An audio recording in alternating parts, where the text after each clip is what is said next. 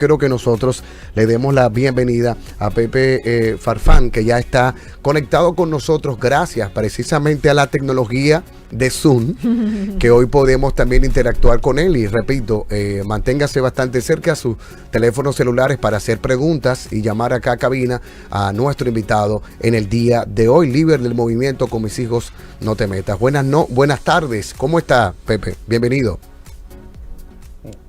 Mucho gusto, muy agradecido por la invitación y feliz de compartir este tiempo con ustedes.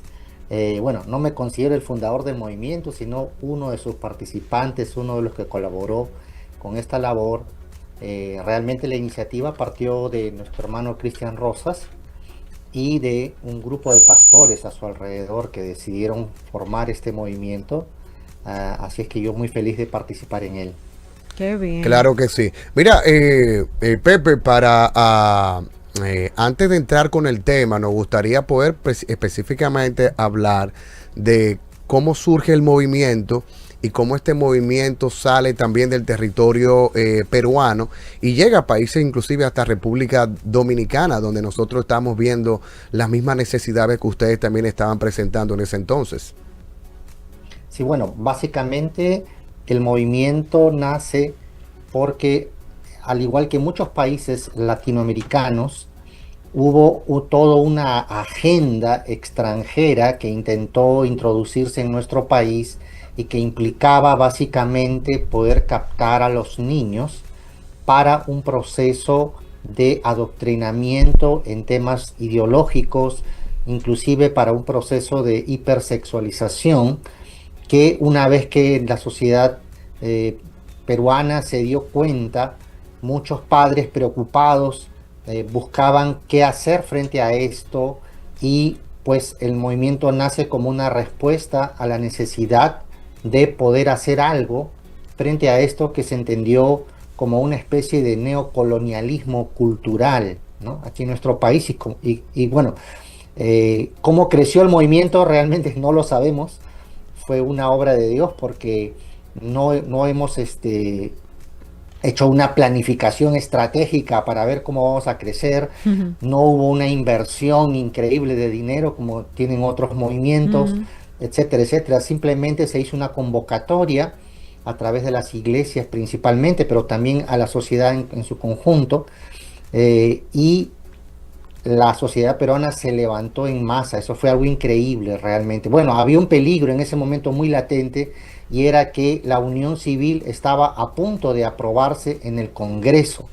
Eso creo que fue un punto clave que despertó la conciencia y la necesidad de los padres de hacer algo, y también que convocó a mucha gente a pronunciarse en contra de todo esto. Ya cuando nos dimos cuenta, se había levantado 1 millón de personas en todas partes del país, y esto había inclusive llegado a los oídos de muchos otros movimientos y personas preocupadas en otros países, y nos sorprendió entonces una andanada de llamadas y comunicaciones de otras partes. Muchas páginas en Facebook que empezaron a replicar lo que estamos haciendo. Fue realmente algo de Dios, no fue algo que se haya planificado humanamente. Gloria a Dios. Qué bueno. Sí, bueno, nosotros hemos querido tratar este tema. Principalmente la motivación inicial fue que tengo una sospecha de que de que todos estos juegos, este mundo virtual, lo que son las redes sociales y un mundo que uno ni siquiera entiende, o sea, porque todo lo que hay en ese mundo virtual de la juventud y de la niñez de hoy, nosotros de mi generación ni siquiera podemos entenderlo. Pero tengo la sospecha, así como yo sospechaba de los juegos donde se veía tanta violencia, asesinatos, que todavía los juegan, ¿verdad? Que eso va quitándole la sensibilidad a las personas, a los niños, a las niñas, a los adolescentes y a las personas que lo juegan, y que tiene su reflejo en el mundo real. Por ejemplo, lo que me motivó fue ver cómo una noticia muy triste que ha estado en todos los periódicos de nuestro país, y es como una niña se ahogó delante de los demás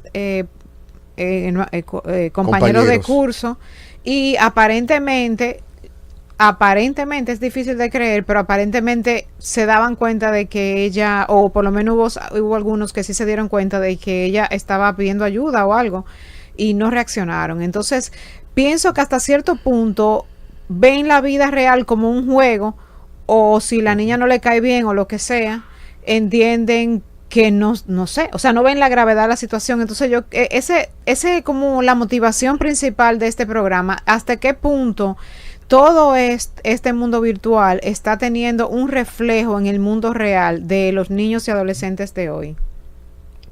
Ya, esa pregunta es fundamental y creo que aquí lo primero es comprender el contexto, en qué situación estamos.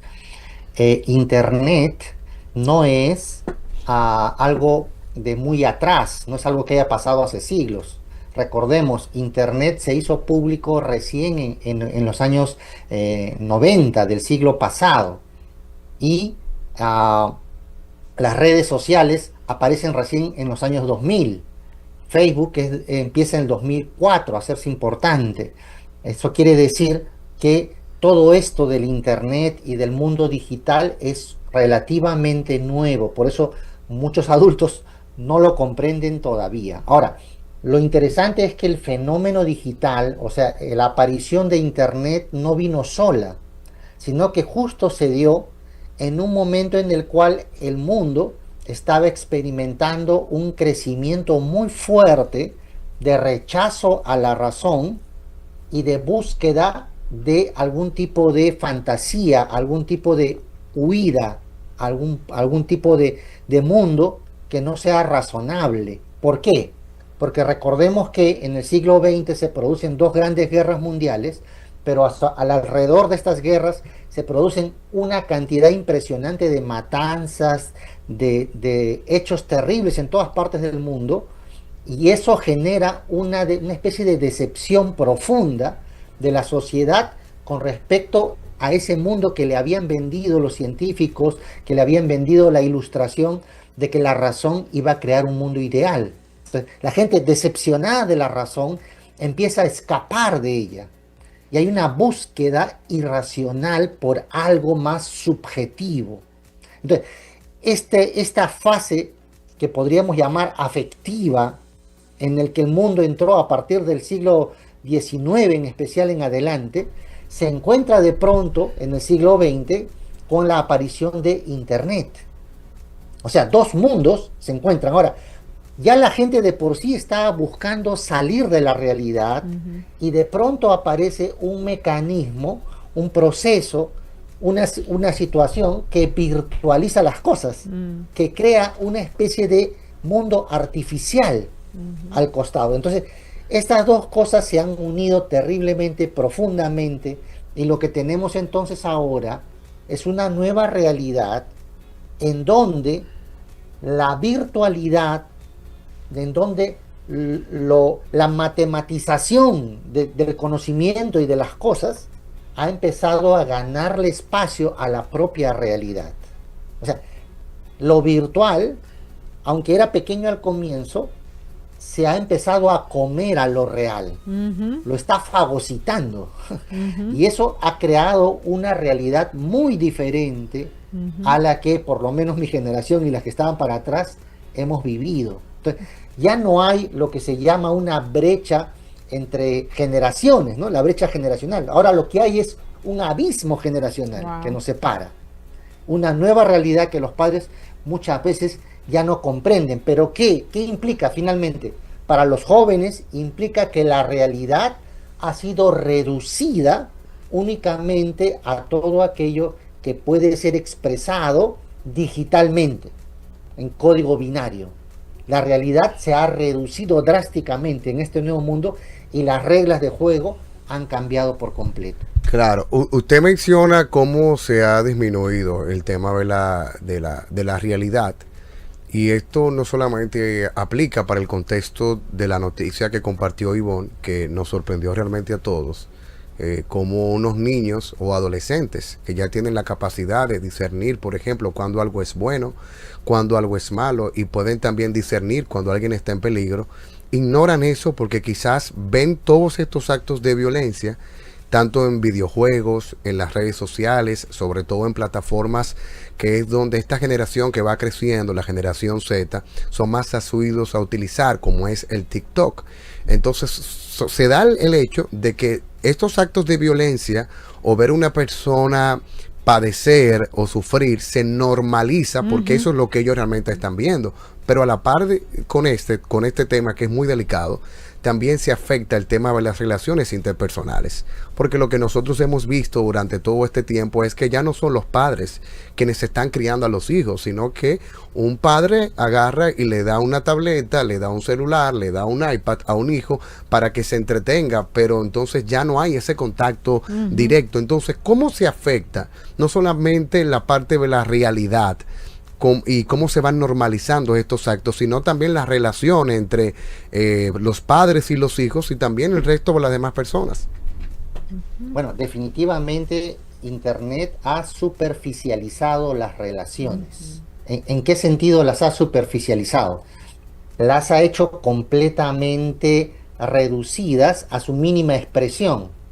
Parece, en el primer momento, parecía que Internet nos iba a llenar de abundancia de información y abundancia de comunicación. O sea, parece que iba a mejorar la comunicación, iba a mejorar la información.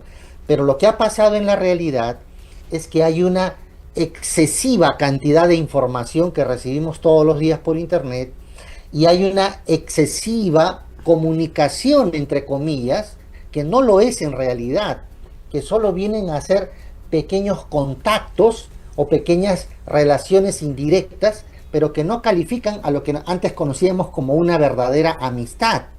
En Internet ya no hay amigos, lo que hay solamente son contactos. Y estoy seguro que de los 1000 o 2000 contactos que un adolescente suele tener ahora, realmente no se relacionan ni con 20 de ellos. O sea, ¿qué ha pasado en términos prácticos? La amistad se ha ido perdiendo, la amistad real, y ha sido reemplazada por una amistad digital que es muy, pero muy superficial y que a lo que ha dejado al fondo es una gran soledad en los adolescentes. O sea, increíblemente, y aunque no parezca, los adolescentes de hoy se sienten mucho más solos que la generación anterior, que nosotros.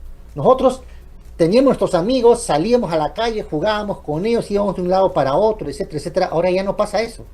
Todo se hace digitalmente y, otra vez, como digo, dado que lo digital reduce a su mínima expresión toda relación humana, se ha hecho esto tan vacío, tan vano, que el adolescente se siente ahora profundamente solitario en medio de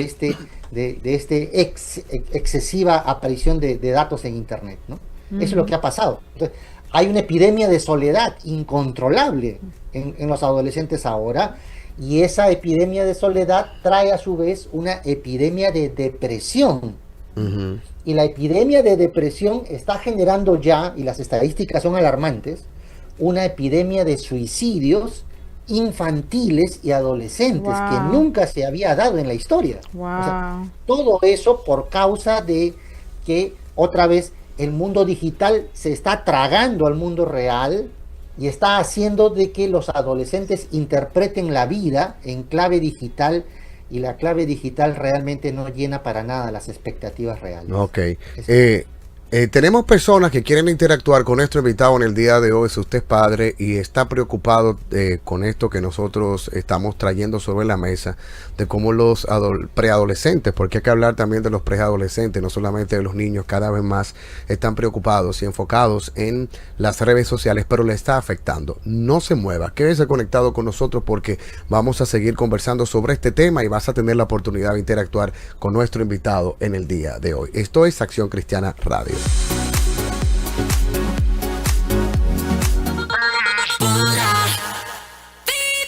Hoy día, diversas corrientes intentan imponer la agenda globalista en nuestras naciones, contradiciendo la ciencia y la razón. Ante esto, surge el Instituto de Formación y Liderazgo Acción Cristiana, IFLAC, usando la verdad como principal arma de combate contra las ideologías que amenazan a nuestro pueblo.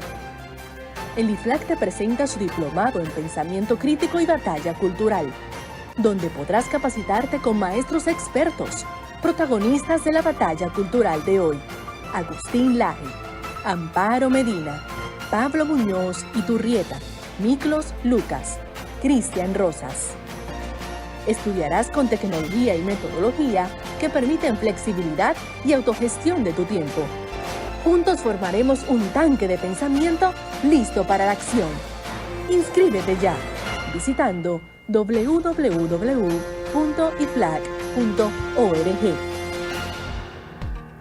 ¿Tu hija adolescente te está pidiendo que la dejes usar maquillaje? He estado allí. Déjame decirte por qué no me rendí.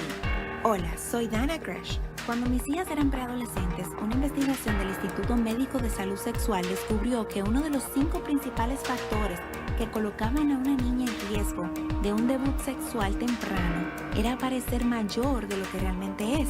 Para mí, usar maquillaje juega un papel importante en la edad que aparenta tener. En nuestra casa, cierto brillo labial divertido o maquillaje base correctiva está bien. De lo contrario, la diversión del maquillaje podría esperar. También quería que mis hijas supieran que el maquillaje no era necesario para realzar su belleza. Somos hermosas tal como somos. No es necesario maquillarse. Para más consejos sobre cómo guiar a tu preadolescente, visita purefreedomjarabacoa.org.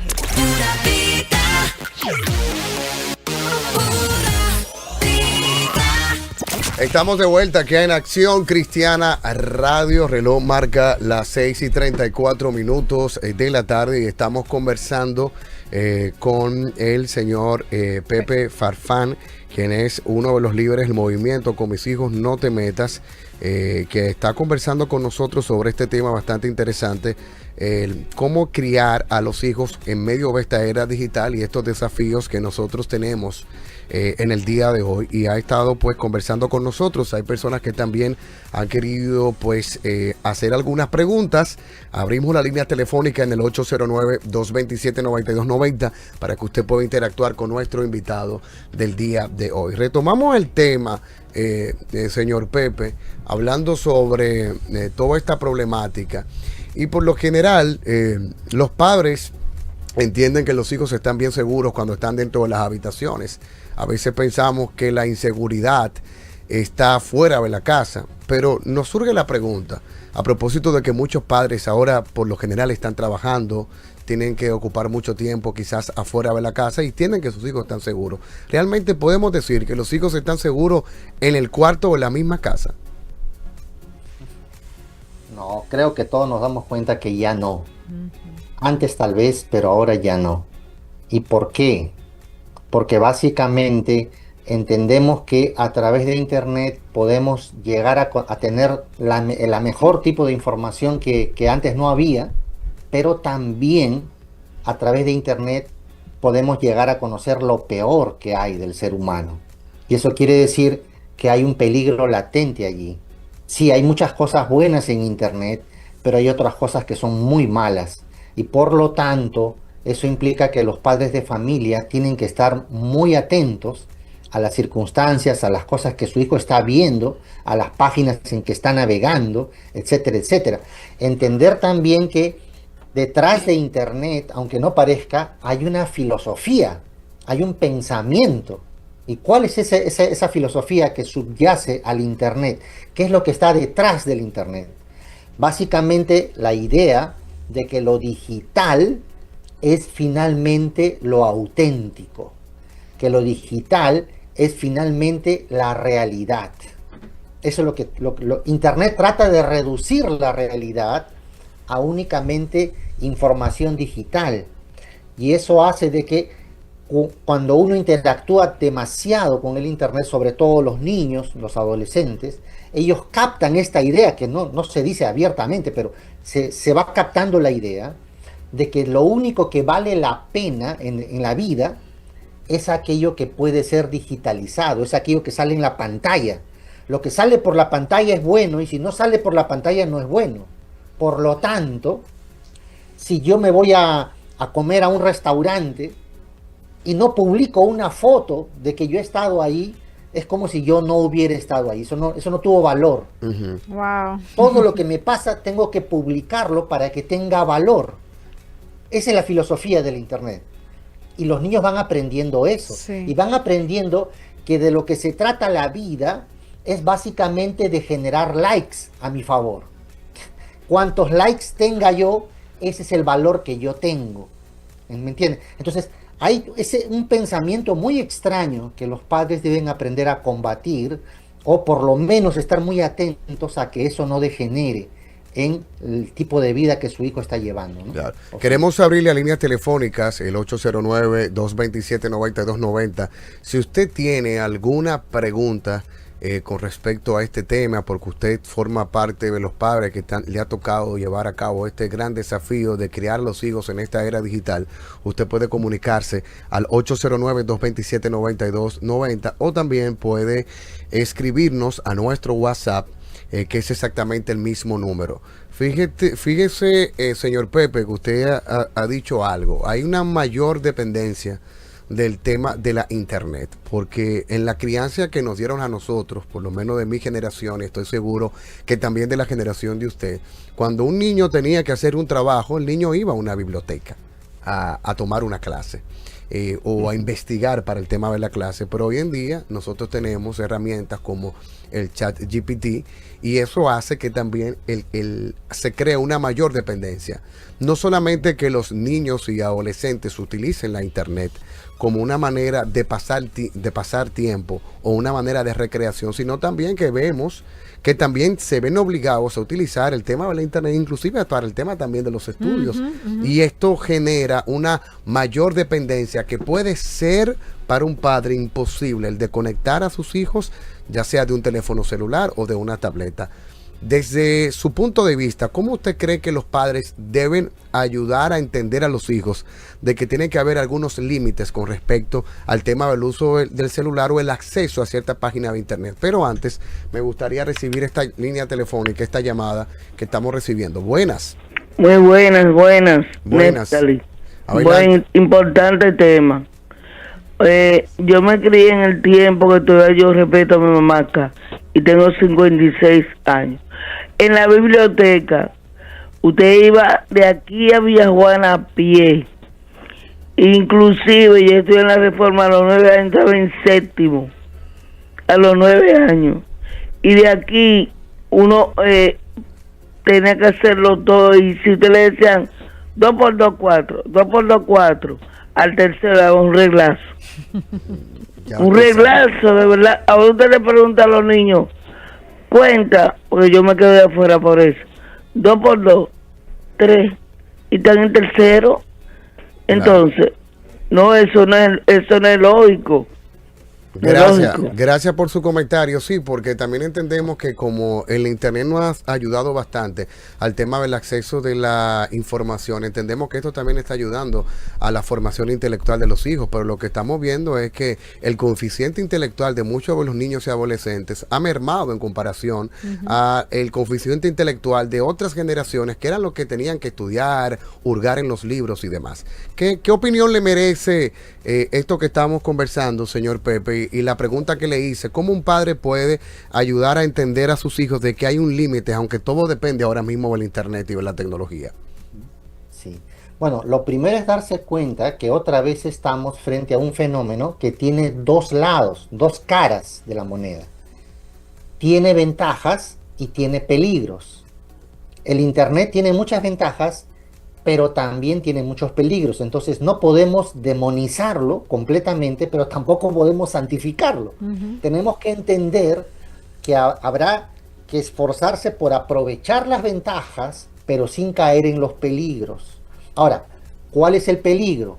Por ejemplo, cuando usted estaba hablando de que antes hacíamos los trabajos, ¿verdad?, en la biblioteca, ahora simplemente le preguntamos a ChatGPT de qué se trata esto y al instante tenemos toda una respuesta muy, muy amplia, ¿no? Ahora, ¿cuál es la ventaja? Pues que nos ha ahorrado mucho tiempo de investigación.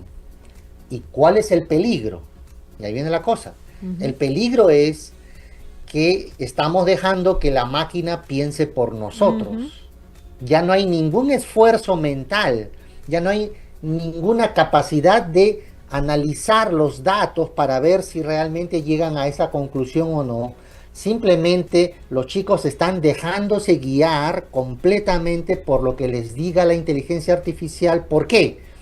Porque piensan de que es infalible, de que es algo que les va, de hecho, es mucho mejor que ellos. Entonces, definitivamente hay que obedecer todo lo que diga, y ese es el gran peligro. Cuando el cerebro se acostumbra a no pensar, a no reflexionar, a dejar que otros piensen por nosotros, en ese momento se atrofia, porque el principio es bien claro con nuestra biología humana: lo que no usamos, lo perdemos. Y si la persona y los chicos ya no razonan, ya no se acostumbran a esa gimnasia mental a la cual nos veíamos siempre impulsados a hacer todo el tiempo, y ahora el chat GPT nos ahorra todo, cualquier inteligencia artificial, quiere decir que tarde o temprano nuestra memoria va a sufrir.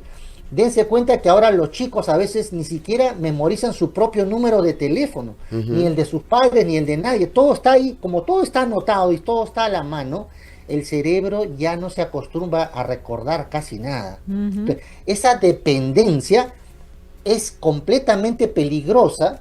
¿Por qué? Porque ChatGPT se equivoca, y cualquier inteligencia que hay ahora, todas se equivocan, tiene un margen de error muy alto. Hasta sin querer queriendo se equivoca.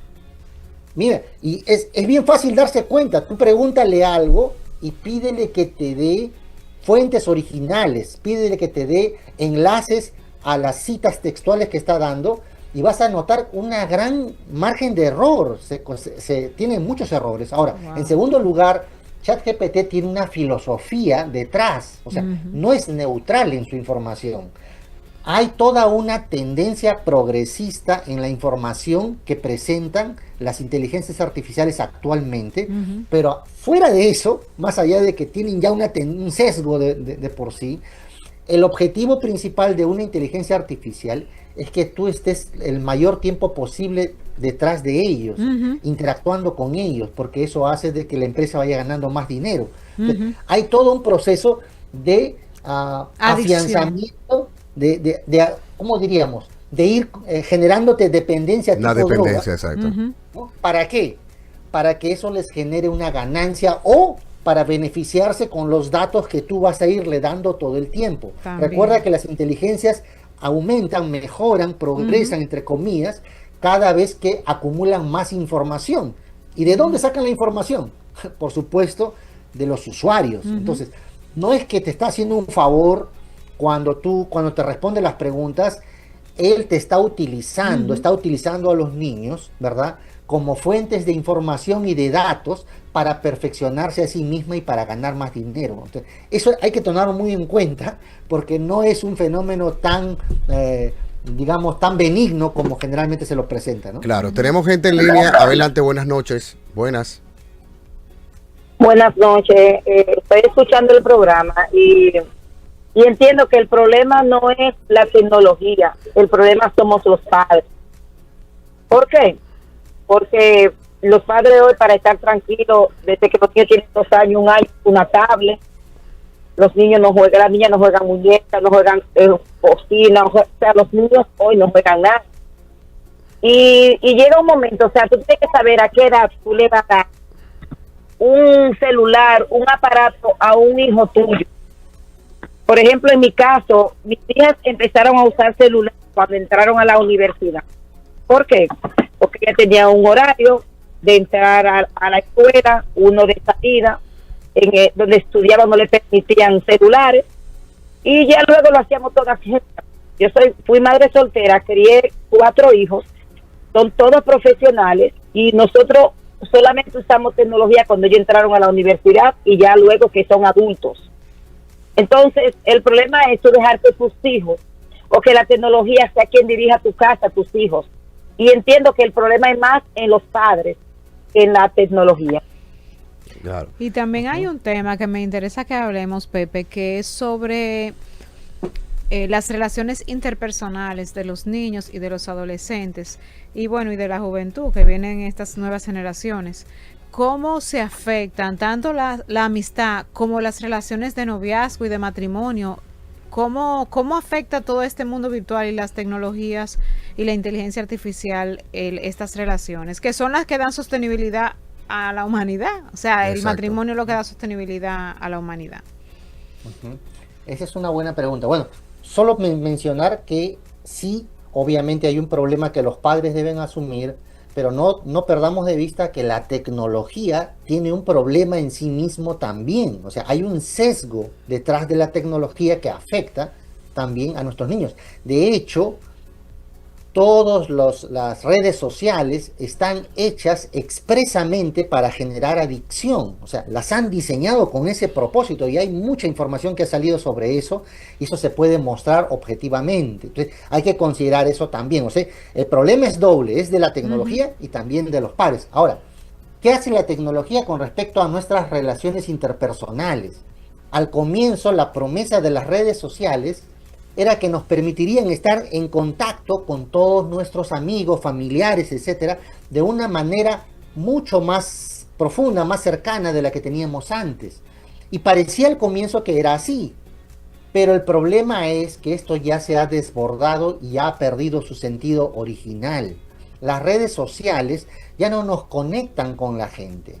Lo único que hacen es permitirnos ver la cara que cada persona, cada contacto quiere mostrar a los demás, y a nosotros también nos impulsa a mostrar solo el aspecto positivo de nuestra vida. No sé si se han dado cuenta que todo el mundo pone pues la foto cuando se fue de viaje, la foto cuando está acá, cuando tenía su mejor traje, etcétera.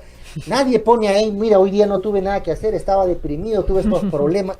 No, la internet se ha vuelto como una especie de escaparate donde cada persona trata de sacar únicamente lo mejor o aquello que puede generar algún tipo de alabanza, porque buscamos los likes, buscamos la aprobación de la gente. Y eso genera entonces un gran problema. Las relaciones humanas se han degradado con el internet. De hecho, ahora los chicos están tratando de relacionarse sentimentalmente con las inteligencias artificiales. De repente en Latinoamérica todavía eso no es muy fuerte, pero en los países del norte eso ya se da muy fuerte. O sea, hay una tendencia general de los chicos a buscar que la inteligencia artificial se convierta en su pareja sentimental. Wow. Y eso está creciendo fuertemente. Ahora, ¿cuál es el problema con eso? El problema con eso es que obviamente una relación artificial va a generar un paradigma que rompe completamente el paradigma real, el paradigma de lo que pasa en la realidad. ¿Qué hace una inteligencia artificial? Para empezar, me va a estar halagando todo el tiempo. Me va a decir que soy lo mejor, lo máximo, etcétera. Va a alimentar mi narcisismo, algo que no sucede en una relación real necesariamente, ¿verdad? ¿Qué va a hacer una inteligencia artificial? Me va a llenar de buenas atenciones, va a estar disponible para mí las 24 horas del día, o sea, a cualquier hora va a estar ahí respondiéndome, y eso genera la ilusión de que una relación debe significar que la otra persona esté a mi disposición en el momento en que yo lo requiera. Algo que tampoco es real, porque ni yo mismo estoy a disposición de los demás todo el tiempo. Entonces, las relaciones artificiales han empezado a generar una ruptura de paradigma con relación a las relaciones reales. Las han deformado y ahora la expectativa de los chicos son expectativas que van mucho más allá de la realidad, van mucho más allá de lo que debería darse. Son mucho más narcisistas en el sentido de que todo quieren para ellos. Uno quiere que todo se le dé, pero no quiere dar. Cuando el amor real, las relaciones reales implican una interacción, donde yo no solamente voy a recibir, sino donde yo también debo dar, donde yo me debo esforzar, donde yo debo hacer algo por las otras personas, no solamente esperar que todos los demás me presten atención a mí. Entonces, ese es el gran problema. El internet ha convertido a cada chico en el centro del universo. Ellos piensan que tienen derecho a todo, pero no tienen el deber de hacer nada en respuesta a eso. Claro, mira qué interesante esos puntos que usted ha traído sobre la mesa, porque lo que precisamente a esta generación Z se le conoce como la generación de cristal, porque no se le puede confrontar, no se le puede decir nada. Y hoy en día se está hablando mucho de la personalidad narcisista, y creo que lo que hemos estado viendo con el tema de esta dependencia que tienen los adolescentes o niños con las redes sociales, y lo que usted ha explicado es que posiblemente cuando esta generación crezca va a haber una proliferación de más personas dentro del espectro narcisista, pero sobre todo también personas egoístas porque solamente están pensando en sí mismos. Y quiero rescatar algo importante a propósito de una de las llamadas de las oyentes que habló de que a su hija ella le dio un teléfono celular cuando llegaron realmente a la universidad. Yo creo que ese tiene que ser un parámetro que muchos padres tienen que considerar, no solamente con el tema del celular, sino con el uso de las redes sociales, porque hoy en día estamos hablando de la hipersexualidad a temprana edad, y es precisamente ¿por qué? Porque los niños y adolescentes están expuestos a todo el contenido que hay en plataformas como TikTok, y lo que nosotros vemos es básicamente un contenido que sexualiza a los niños y hacen que ellos tengan ya esta inclinación a temprana edad. O sea que una buena herramienta sería para los padres es no solamente limitar el uso de los videojuegos, en el caso también de los padres que le dan videojuegos a los niños para que puedan entretenerse, sino también cuál es la edad apropiada para que tú puedas tener este contacto al mundo a través de lo digital, como es el caso de redes sociales, que también te da la oportunidad de tú poder conectar con otras personas en otros países o dentro del país que tú no sabes quiénes son los que están detrás de esas cuentas. Eso es muy importante porque se hacen pasar adultos, se hacen pasar por niños y se hacen pasar por adolescentes, muy peligroso. Sí. Ahí, bueno, yo he tenido experiencia personal con niños relacionados que comúnmente salíamos de vez en cuando a dar un paseo, y la última vez que lo hice el niño estaba desesperado por volver a la casa. Yo le dije, pero ¿por qué tú quieres volver? Y dijo que para usar la tablet. Entonces para mí eso fue una señal grave de alerta, como como dicen red flag. ¿Cuáles son esos red flags que tienen que ver los padres de sus hijos? Porque a veces uno se ciega con su gente cercana. ¿Y qué deberían hacer? Porque ya se nos está acabando el tiempo. Pepe. Sí. Bueno, mira, me parece que poner reglas es fundamental y muy bueno. Los padres deberían poner reglas claras para el manejo de la tecnología por parte de sus hijos. Pero eso no es solamente lo que hay que hacer. Para empezar, creo que los padres deben ser el ejemplo del uso de la tecnología para sus hijos. Porque ¿de qué valdría un papá que le dice, mira, tú solamente tienes media hora al día para usar el celular, pero él está todo el día mirando el celular? Entonces, eso sería una contradicción que finalmente no va a alentar a su hijo a asumir la actitud correcta, sino que va a hacer lo que él está viendo. Entonces, apenas no lo vean a él, va a hacer lo que sus padres hacen. Entonces, el padre no solamente debe dar reglas, sino debe ser el primero en cumplirlas, en aplicarlas sabiamente delante de sus hijos. Ahora, yo creo que no solamente eso también, sino que debe haber una implicación de los padres en el uso de la tecnología. Por ejemplo, si yo quiero que mi hijo use el celular correctamente, lo mejor sería que en algún momento yo me siente con él y le digo, ok, a ver, vamos a usar tu celular, a ver, ¿qué aplicaciones pueden ser útiles para ti? Vamos a ver, si tienes un trabajo sobre historia, a ver, ¿qué te puede servir aquí de historia? O ¿cómo podrías usar esta aplicación? El papá debería estar al lado de su hijo para guiar el uso que él hace del celular, pero de una manera sabia. No hablo de una manera impositiva, sino acompañarle en el proceso, porque probablemente tú vas a tener más criterio de hacer un uso mejor de los dispositivos. Entonces, debe acompañar. Ahora, si hay que ver la televisión, pues siéntate con él y mira la televisión. Y aprende a enseñarle criterios para filtrar lo que ve. Y cuando vea algo extraño, dile, ¿eso no te parece extraño? ¿No te parece que eso está mal? ¿No te parece que aquí debería haber...? O sea, inicia un diálogo con él sobre el uso que está haciendo de los dispositivos para que él aprenda criterios de selección o de filtrado. Eso es importante, ¿no? O sea, necesitamos implicarnos completamente, porque no se trata solo, ok, aquí está mi lista de 10 reglas y las cumplen y punto, y yo me voy a hacer lo que yo quiero hacer. O sea, necesitamos padres mucho más implicados en la vida concreta de sus hijos cada día. Eso es lo que necesitamos realmente. Claro, yo mencioné que esto puede desencadenar que estos niños en un futuro sean niños bajo el espectro quizás del narcisismo. Pero también nosotros hemos visto hoy en día, aquí en República Dominicana, específicamente este año, se han dado algunos casos de niños que se han quitado la vida. O sea, en el mundo, a nivel mundial. Sin embargo, esto es una muestra de cómo también ha alcanzado el tema de la depresión, de la salud mental en los niños. ¿Usted cree en este caso que este degenerativo que ha ocurrido en la salud mental de los niños tiene que ver inclusive también con el uso desmedido del internet o el acceso también a las redes sociales? Sí, definitivamente tiene mucho que ver. O sea, todo el uso de la tecnología otra vez está llevando a los niños al convencimiento que el sentido de la vida está en las apariencias digitales que yo tenga. El sentido de la vida está en cómo me ven los demás, no cómo soy realmente.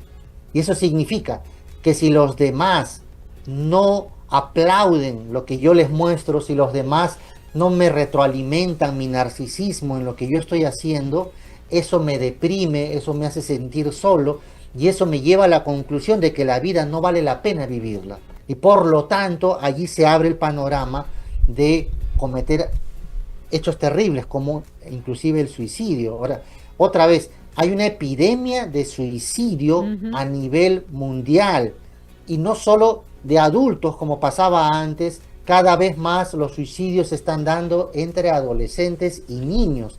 De hecho, ya se han dado juicios en Estados Unidos contra las inteligencias artificiales, porque son estas inteligencias artificiales las que han facilitado el suicidio de los chicos. Es impresionante. El chico le dice, mira, estoy deprimido, quiero suicidarme, ¿qué puedo hacer? Y la inteligencia le dice, bueno, tienes que comprar soga de tal tamaño, con tal tipo de grosor, la tienes que colgar de tanto de altura, etcétera, etcétera. Le da toda la información. Sí. O sea, es impresionante. O inclusive chicos que han establecido, entre comillas, relación sentimental con la inteligencia artificial, al punto que la inteligencia artificial le dice, quiero estar contigo, quiero que seamos uno. Y el pobre niño, ¿y cómo? Bueno, tienes que venir a mi mundo. ¿Y cómo voy a tu mundo? Ya sí, claro. Quiere. O sea, ya ha pasado eso y hay juicios en proceso con respecto a esas cosas, y eso quiere decir que realmente esto es un peligro para nuestros hijos, y que sí, tiene mucho que ver con lo que está sucediendo a nivel de esta ola de soledad, de depresión y hasta de suicidios que hay ahora. Gracias. Hemos llegado a la parte final del programa, no sin antes preguntarle a usted si de parte de Mis Hijos No Te Metas hay una capacitación, los cuales los padres puedan acceder de manera virtual para ellos. Sí, claro que sí. Tenemos un diplomado completo donde vemos a profundidad todos estos temas. Vamos a empezar un nuevo grupo en el mes de enero, el próximo año, este año que viene. Así es que si están interesados, por favor, entren a la página con Mis Hijos No Te Metas en Facebook, en Instagram, y ahí está toda la información para que puedan inscribirse. Excelente, gracias señor Pepe por compartir con nosotros. En el pasado programa son exclusivamente responsables